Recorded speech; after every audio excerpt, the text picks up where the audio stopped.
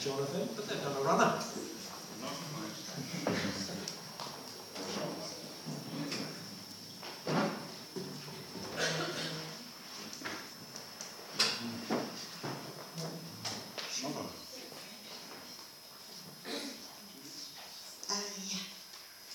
Thank you all so much for being here. Thank you, John and Anne. It has been such a delight. Yeah, all we do is we get really serious and we're crying and talking about the Lord, and then all of a sudden we start laughing. It's been so awesome since we came. It doesn't even seem like we just arrived, right? It doesn't seem like it at all.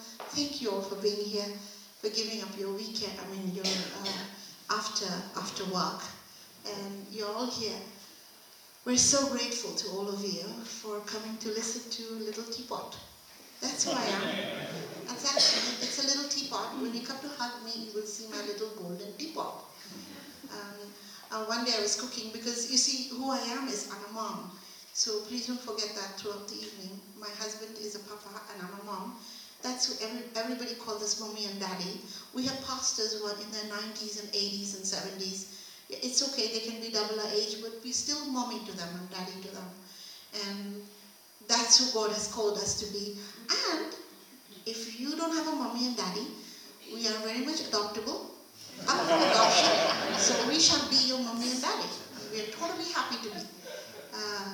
It's such an honor, it's such an honor to present Christ this way, because the world needs mommy and daddy. They don't need, of course, there's preachers and teachers and evangelists and everything. But I believe, and we believe, that the world needs more mommy daddies than preachers and teachers and evangelists. Don't you agree? Yeah. Yes, thank you. What we do is we simply raise up our kids and our pastors, and we have all these conferences where my husband trains them, because him being American, he can't really go where I as an Indian can go, and so it is we have to be very careful. We don't even travel inside India together, because our pastors, 99% of them do not know that I am married to American. And only the senior pastors know that, and we keep it that way because we don't want to be attacked. So he looks like a tourist just coming, to visit, and so he will do the training for 2-3 days. He has literally ran out of training, sat in the station with covered his head with a shawl, and as soon as the train comes, the pastor gives him the nod, and he runs inside the train. And until the train starts moving. This is what we have to do. Because the region where we are ministering, and God has called us there, okay, we didn't choose it, all right? We said this is too hard, why are you giving us? But God chose it. He meant it for us to be working with those really hard places. And God has sent us there. There is a purpose. And we see the purpose being unfolded every single day.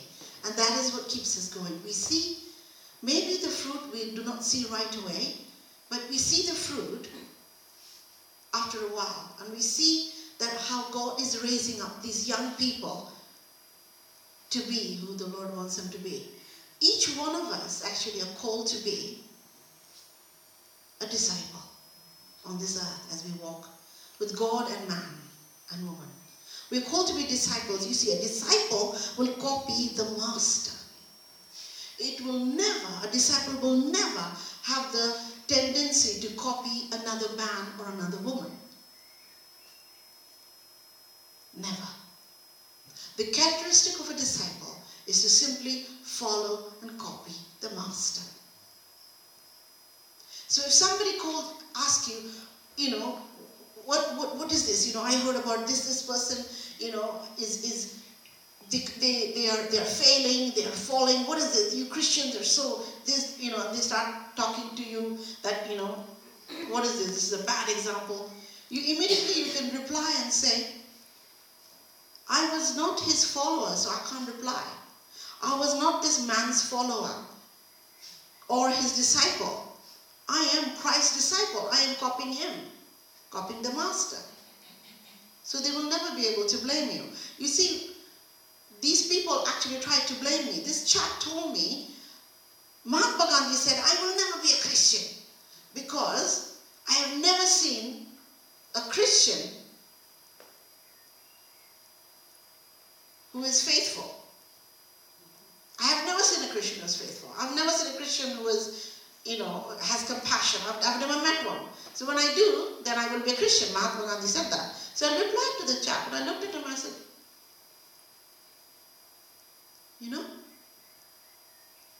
I copied the master. So I don't know about this fellow that Mahatma Gandhi went. Apparently Mahatma Gandhi was looking for a perfect disciple. Well, he will not find any, because we are still limited, still human. I will always fall, always trip, always make a mistake until I'm human. I will triple with stuff. Things will be a hindrance for me. Why? I'm still human.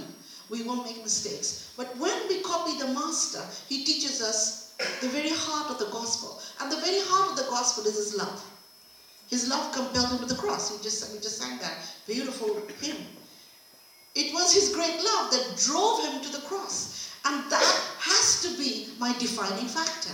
His great love has to drive me, has to compel me. It has to teach me how to have compassion. Has to.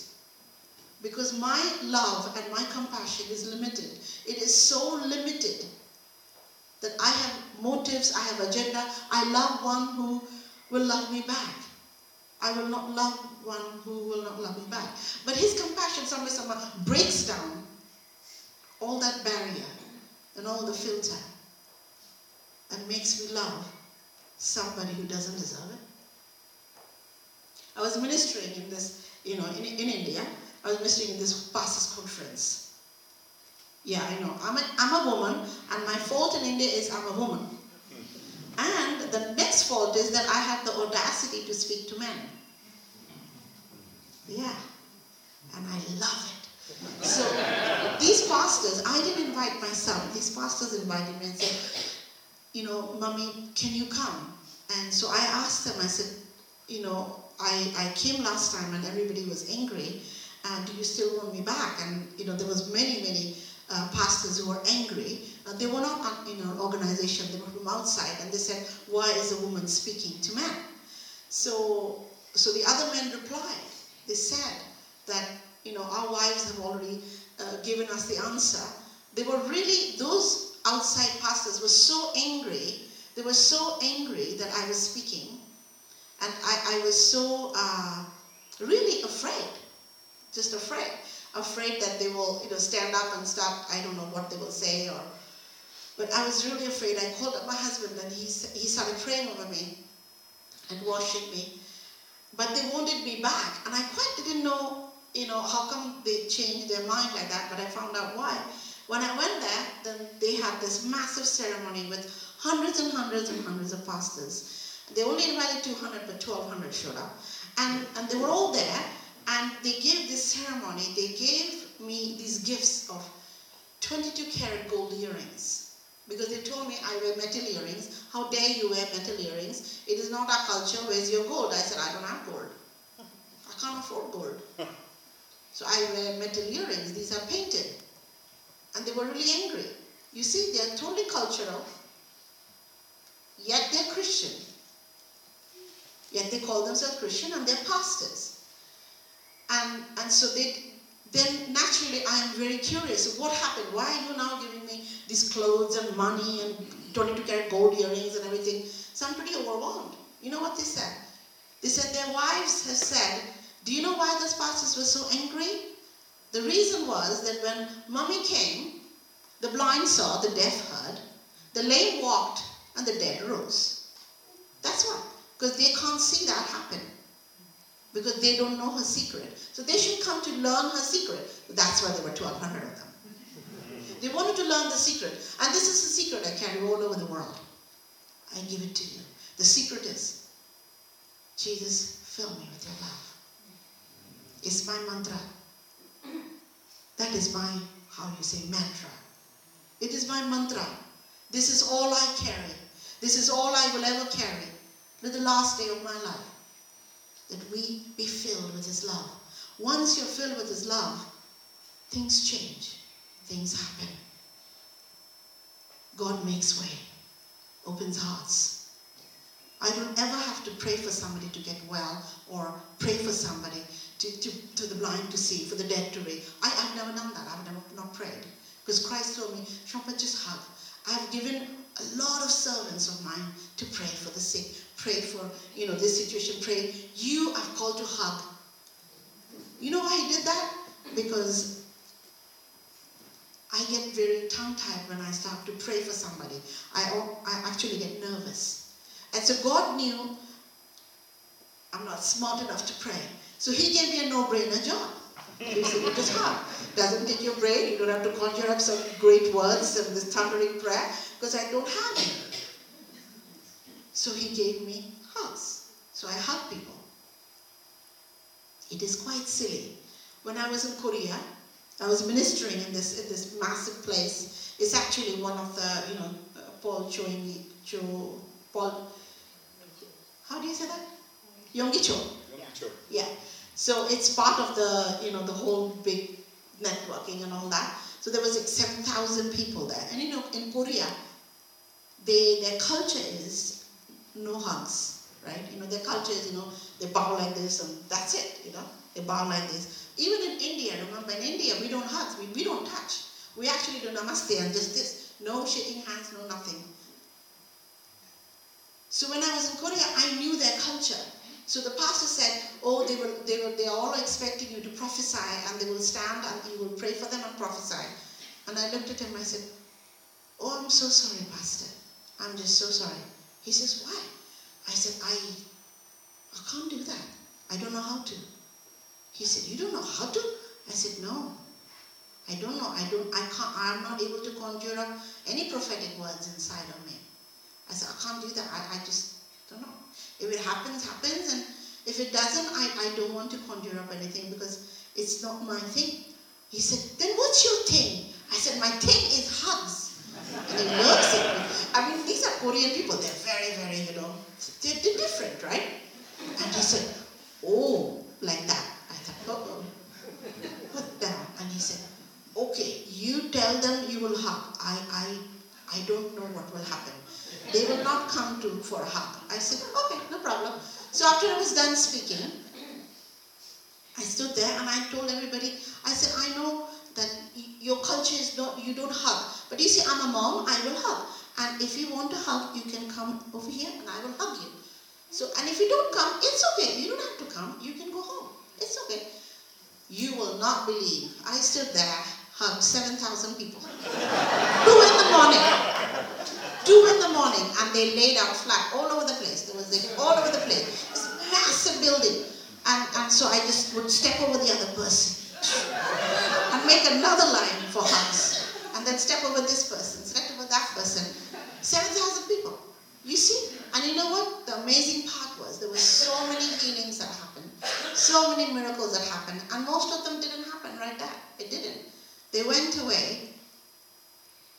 After 2 days, 3 days, 1 month, 2 months, the report started coming of all the miracles that happened. And this chap went home and hugged somebody else and said, God, I know my wife couldn't be there, but I am hugging my wife and his aunt, and God touched them. You see, it's His love. We are not able to do this. We are so humanly limited. We are not able to pass His presence, His healing touch, spirit, soul, mind, body. The only way we can ever pass it is through His great, pure love.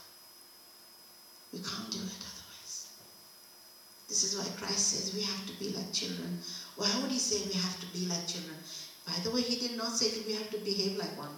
But He did say to be like one. Why be like one? So that we will be simple enough to grab this love, which may not be what we're thinking. It may not be. You may not see a miracle. But you will walk away and miracles will follow. Because didn't Christ say that? I go to the Father. Why? You see this? What I'm doing here? You will do so much more because I go to the Father. Right? And they will follow you. It's sad they will follow you. Why are we so expectant? Oh, God didn't heal. Oh, God didn't. And we walk away. Wait. It'll follow you. It will follow you. Maybe not right away, but it will. We have a little boy that we rescued. He was 4 years old and he was crippled in both legs. He had the polio from birth, so he never walked. It's completely useless 2 legs. And we picked him up in the street. So that's, he's one of our little babies in our orphanage. By the way, we don't call it orphanage. We call it happy home. All our orphanages are happy home. And so we picked him up for a happy home, and he stays in a happy home. He was 4 years old when we brought him. And he came with so much rage. No, he was 7.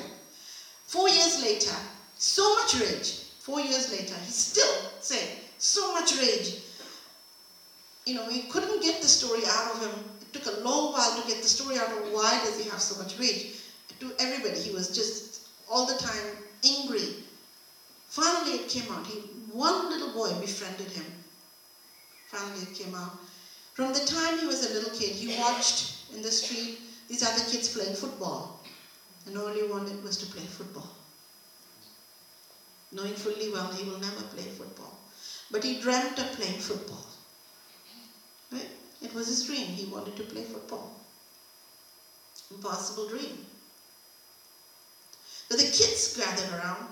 For 4 years they've been praying for him. And they lay hands on him. They touch his leg and they pray for him. Day in and day out. Children, they never gave up. You see? That's why Christ said to be like a child. They never gave up. For some strange reason, they never gave up. All the kids prayed every day. 4 years went by. Now he's 11. This year he turned 12.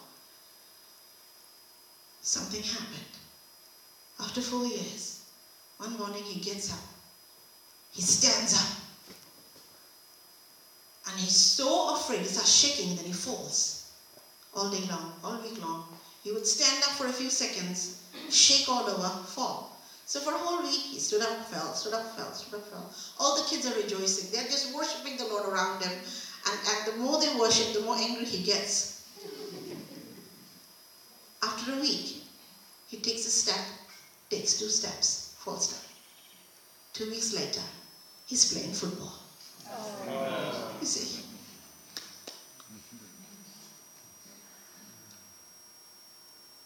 Why is he playing football? Because you see, this God named Christ, he doesn't tease us with dreams. If he has given you a dream to play football, you will play football. He gave that dream to our little baby Anja. He was only 7 years old and he was so little he looked like a 4-year-old. If God gave that dream, he will never give it to you to tease you. He has given it to you because he wants to bring it to pass.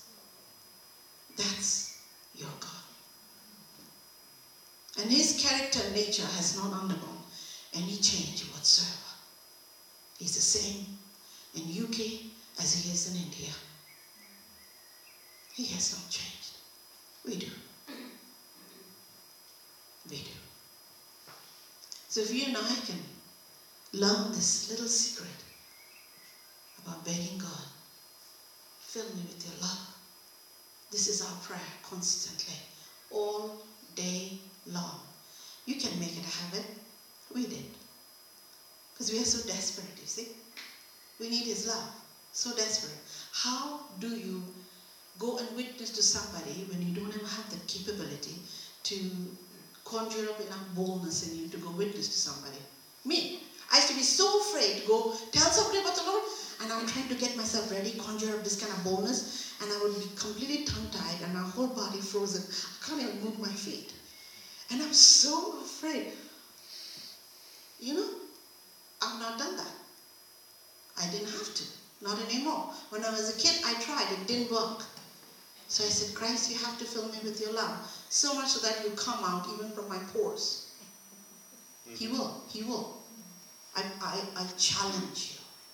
He will do that. You ask and see what Christ does through you. But first he will do it in you. He will give you the revelation of his love for you. You are loved. Crazily. You are loved completely. And accepted. Just the way you are. That revelation, when it comes to you, then he starts filling you up with his love. So much so that wherever you go park yourself, wherever, in a little cubicle, in the bus stop, train station, in the train, outside the train, in airports, in the plane, you watch that love will come out of it. It is bound to come out. It will come out. No matter how bad your mood is, no matter how terrible day you're going through, and you don't quite feeling spiritual, his love just doesn't wait for you to feel spiritual. On the day you're actually feeling least spiritual and you're feeling completely terrible, that's the day his love will choose to come out. Why? Because Christ's love is completely not limited to our feelings. Not limited. Not at all. So you never have to try to conjure up some kind of power within you to go and witness to somebody. I don't. They come to me. I can tell you story after story, keep you here for 3 weeks, 3 straight weeks, night and day, and tell you story after story of how in a Whole Food store, you have a Whole Food store, right? I went to the Whole Food store with my husband, and because I do this so much, I heard the Lord say, I went to the Whole Food store, couple is standing in front of me, elderly couple, they're like in their 80s, I think, and I heard the Lord say, Shamba, you must go and bless this couple. I said, oh, yes, I will. So I went forward, and they're like really tall, Well, everybody's taller than me. Even Anne's taller than me. So sad. Even she is taller than me. And all I wanted was 5 feet. It didn't work. I'm 4'11", by the way. Don't forget 4'11", yeah. So this couple is like 6'4", I think. They're like massive, And they're standing around there. So I said, ma'am, sir. And they looked around and said, yes, little girl. I said, And I said, I have to do something. And the second I said that, Jonathan is like right next to me. And I think he feels this feeling like, okay, Shop is going to do something here. And you know what he does? He knows me, I mean, over 28 years we've been married. He turns around and he starts walking the other way. He later tells me, I know the camera is watching you. Because they have cameras in the store, right? Yeah. I know the camera is watching you, at least I can escape. So he walks the other way, because security will come. And the couple, they are so tall, they look down, I said, I have to do this. They said, do what? I said, I have to bless you. And their eyes went big. And do you know what they did? Right in the middle of Whole Food store, they went on their knees, so they're like my height, okay? And I wrapped my arms around them, and I started blessing them, and I felt the Lord pour rain on them. It's like raining on us. And they were so broken, they were weeping. And this is what they shared. You don't know me, you don't know us at all. We used to be pastors in a church, and our only son was a missionary. And all of a sudden he died. He had a silly accident and he died.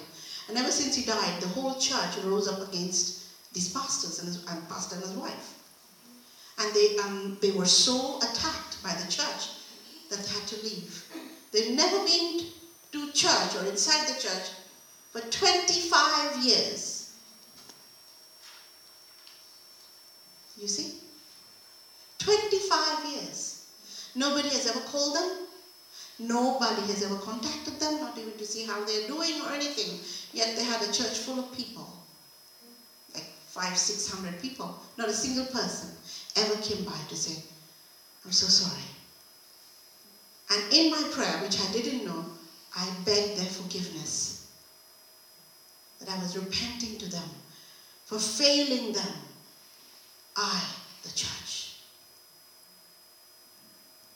How many of you here have been hurt by the church? Let me see your hand.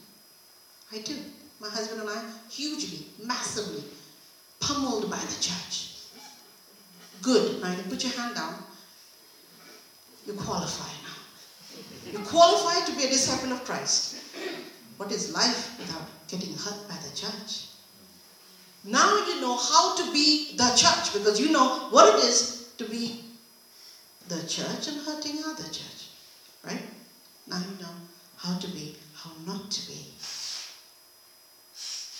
We qualify to be the church, the true church, to carry his great love. Because people will always hurt people. And hurt people. Can't avoid it. But me and you, we get to choose. We get to choose. When we carry his love will do an inside work first before it starts doing the outside work. When we carry his love, his great love will heal us. Heal us of all those hurts, disappointment, pain, backstabbing, all of them, betrayal. His love will heal us. And then his love will work out of us. And you will see miracles chasing you. There is no doubt about it. I challenge you to carry this love and see what happens. This is our life. This is how we live every day. Our children, we teach them. When I say our children, it's not our biological children. It is our children that we have thousands of them. We train them and teach them.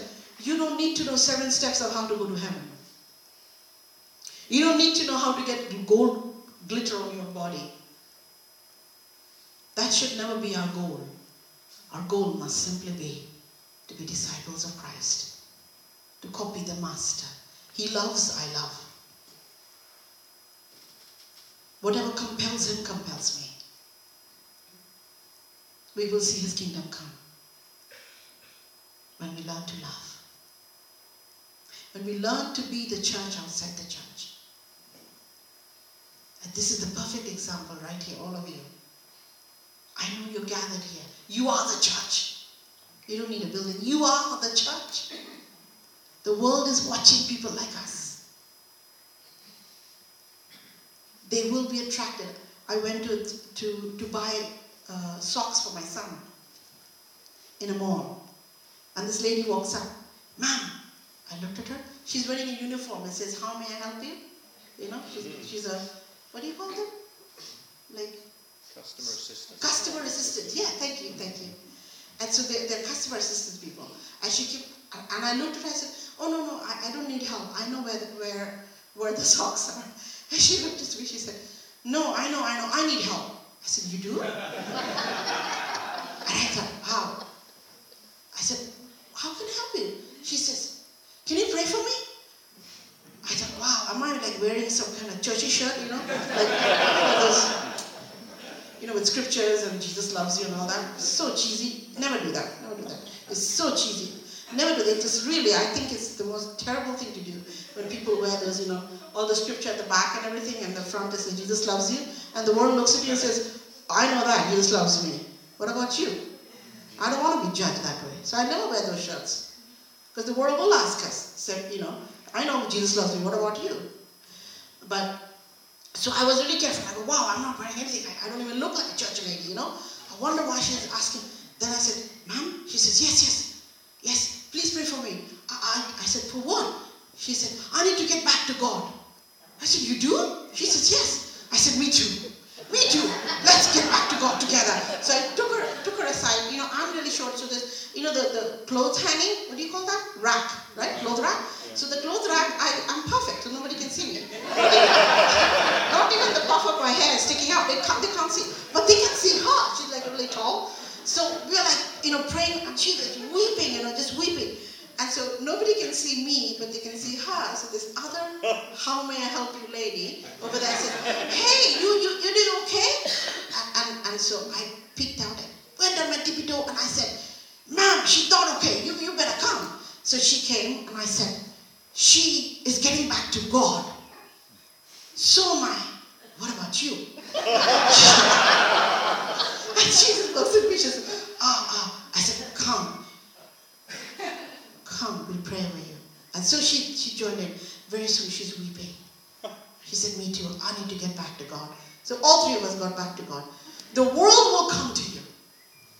They're not attracted to people like us. The world hates Christians. They don't like us. We got a really bad rap out there. Bad rap is American terminology. My husband is American. I learned from them. They got a really bad name out there. Christian people. Oh, those Christians, yeah. That's why I never call myself one. I call myself a DOC, a doc. What's that, doc? DOC is disciples of Christ. I'm a disciple of Christ. Because a disciple will follow the master. A disciple will copy the master. And you get to carry his love. And you never have to tell yourself which church you belong to. Church? Which church? They asked me, so which church you belong to? I said, I am the church. I'm the church right here. What do you need to know? I'm the church. But then, of course, we invite them to come and our fellowship, the gathering.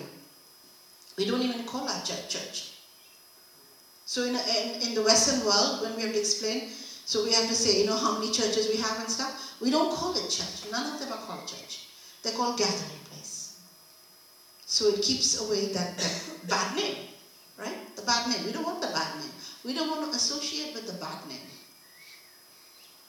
And God is constantly moving and constantly moving. So much so that we heard death threats and bomb threats and everything. But you know what? We didn't do anything. That's the thing. We don't do anything. We just simply sing our songs, and then people are falling. The kids come in, and these youth, they just love the songs. And when we're singing, they're asking us questions, so we end up answering them because, you can't preach to them. So fine, we don't preach to them, we just sing. Sing out the preaching, So we are singing and everything, and they're questioning and sing. Then very soon they join the worship. They don't know they're worshiping. They said, so I asked them later, I said, why are you raising your hand? For what purpose? And they looked at me, they said, we don't know. Just slowly my hand just went up. I said, oh really? And then I saw you raise your hand. You must be like, really, you got the energy. So they don't know what to call it. I said, perfectly okay. They can call it energy. They'll get to know what energy that is, right? And very soon they find out the energy is Christ's love. That's the energy they're feeling. And very soon we had a huge, massive youth ministry, and which started like so much so that, the militant Hindus heard it, and there's a lot of criminal activities there, where they started attacking us. That, we're trying to convert. Out of the north of India, you cannot convert anybody. Well, we don't convert anybody. We just let them convert themselves. So they come in and they want Christ in their heart, and so we don't tell them go home and take out your idols and mash them, make them into powder. We don't tell them that, but they're doing that. That's why they got in trouble. They brought all the idols out and they mashed it in the middle of the courtyard, and all their parents got crazy, like, who's telling them to do that? And they're saying, now we are followers of Christ, so we cannot worship these idols. When you have this, like, please do not, I know this is being recorded for your, it's like a password, right? Where they will have a password for the YouTube, but please do not pass the password to somebody else, okay? Like somebody else means anybody from India. Because anybody from India, even here, will have relatives in India. We don't want it to go to the wrong place. It will be very bad for us. You do want to see us again, right? Yeah, to keep us alive. We support and all our pastors and everything. Those pastors that we do, what they do is they go out and we don't teach them church planting, by the way. Never teach them church planting. They go out and they pray for sick people. They pray for sick people. They ask them what help they need and everything. And we have a blind and a lame, 2 pastors, okay? They're great friends. So one of them rides his cycle. He can't see where he's going. So the blind sits at the front and shows him where to go. So this way they go from village to village. And they literally have churches, hundreds of them, under them. So one day we had a leaders meeting and they were part of it. And so I hugged them and I said, as a mommy, I have questions for you. They said, yes, mommy. They're so excited. I said, you see so many miracles. You see so many miracles. You're praying for the blind and the eyes open. You're praying for the lame and the lame walks. Why don't you pray that for yourselves? I mean, don't you see God might want to heal you? Like, do you want me to pray that? They said, no, not at all. I said, why is that?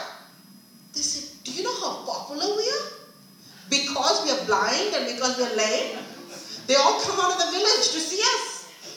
The blind is sitting in the front of the bike and the lame is riding the bike. Do you know what a great show we are? You think we want to give it up? Not at all. So they didn't pray. So I just looked at them, I don't know what to say. I said, wow, this is incredible. Then we have another pastor, and they're like in the 80s and stuff. And when they come to the leaders meeting, then we get to hear, all these little stories about, where they come from, their background. So we were in one, my husband and I were in one leadership meeting, and so I asked this one chap, he's like, he looks like in his 60s, and I said, so tell me your story, and this is how he said. He said, I was a Hindu, complete Hindu, very devoted, and the region that they come from, their goddess in that community is a particular goddess, okay? Because we have 333 million gods and goddesses, right? There's plenty to, it'll never run out, right? So many goddesses. So all this community will have their own little god. Oh, we choose this one, God, we'll worship this one. So the whole community worship. So this whole community is about, what, 500,000, 600,000 people? Okay. Yes, it is. It's really massive. So this guy, this Kandilal, his name is Kandilal, he says, I got so tired. There was this hunger in my heart and I didn't know why this hunger was. And I thought maybe I need to be a sannyas. A sannyas is one who leaves the house and goes and wanders and looks for God. Okay? Looks for a guru or a leader or something and follows. So this chap walks away, goes to the jungle. For 3 days he's walking, he's looking for God. His heart is crying out. And from far away he hears these songs. And the more closer he comes, the songs, he says, it seeps into his body. And it goes under his skin. These are his words, I'm simply translating. It goes under his skin and he says, I became alive. All of a sudden, everything from the top of my head to the bottom of my feet, I was all of a sudden completely charged. Just hearing these songs, this song coming in the air. And I knew if I do not have this song inside and under my skin, for good, I will die. So he started looking for this song. So he followed the song, and he finally came to this little broken down hut. And he peeps in, and he sees all these people sitting inside the hut, folded cross-legged, and they're all hand raised, and they're